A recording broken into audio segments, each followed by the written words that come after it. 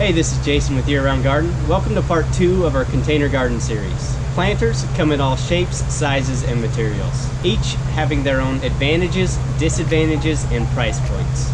Plastic containers are inexpensive, lightweight, and durable. Because plastic isn't porous, it keeps soil moist, which means less watering. However, dark-colored plastic can increase the temperature of your soil significantly when placed in direct sunlight. And even some plastics will become brittle over time.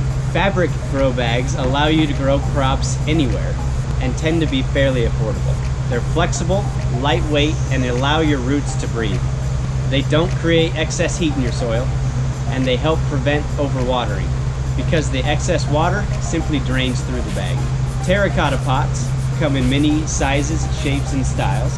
Unglazed terracotta is porous and will dry out quickly. If you're putting this type of pot in a bright, sunny area, we recommend using a glazed version, which will do a better job at holding the moisture. Small to medium terracotta pots are very affordable and are popular options.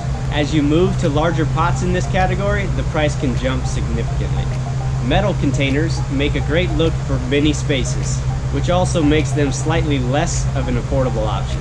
Be cautious that the metal will heat your soil and you'll need to water more frequently.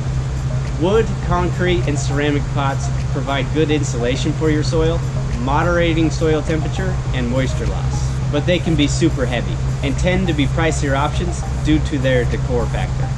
When choosing the style and material of your planter, take into account where the container will be placed, how much sun and light is available, whether aesthetics are important, and your budget.